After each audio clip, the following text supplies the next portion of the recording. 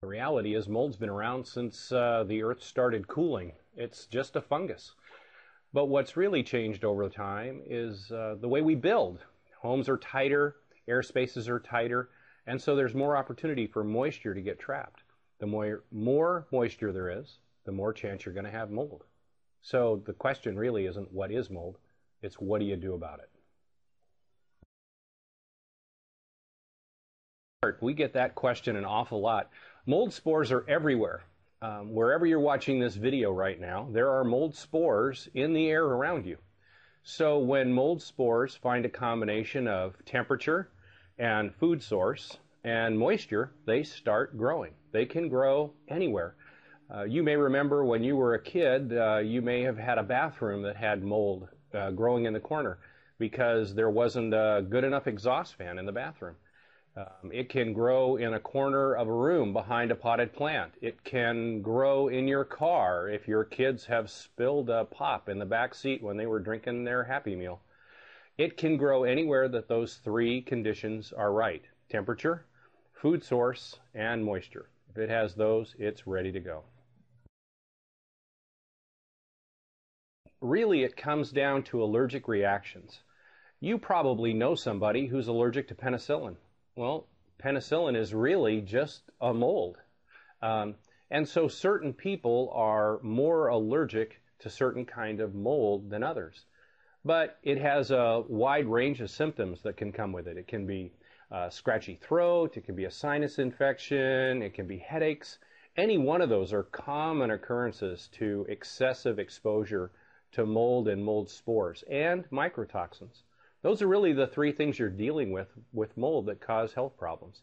And any one of them can cause different degrees of severity depending on the person and how sensitive they are to it.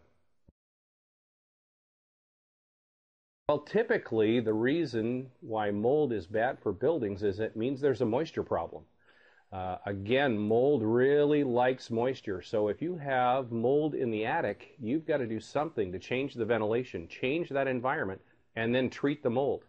So mold is really a sign of a much bigger problem than just the mold itself. If you were to make a list of the three things that would help mold to really work, we have them all. We have a wet climate, we have a moderate temperature, and we have an amazing food source.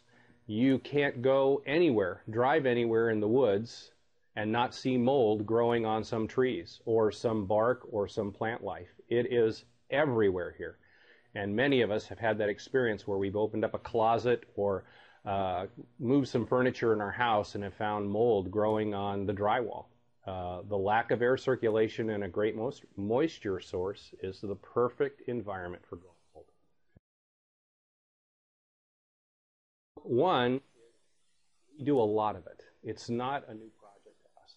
But beyond that, ServPro that we can use, that once we have applied it, it kills the mold spores, and the microtoxins, all three. So anything that this chemical comes in contact with, it will kill as far as mold goes. But here's the real bonus.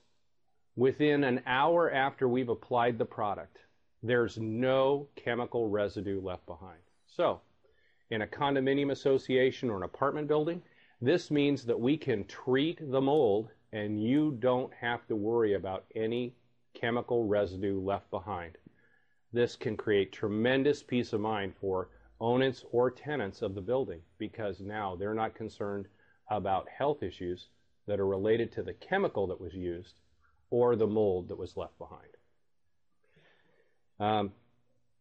The great news is that this product that we use it's fast.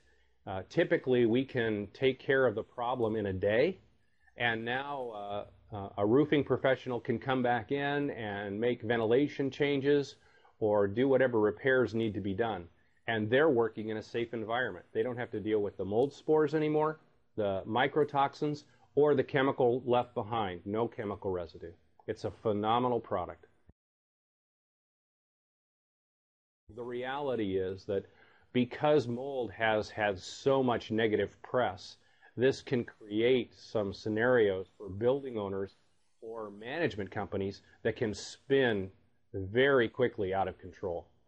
People can go on the internet and they can become personal mold experts with the information that they have, and the reality of it is that most of the information that's out there is either incorrect or not the complete picture.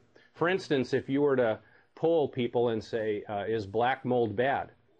Universally, people will say yes. And they'll say, and is black mold Stachybotrys? Universally, they'll say yes. The reality is, by looking at mold, you can't really tell what kind it is or how dangerous it is.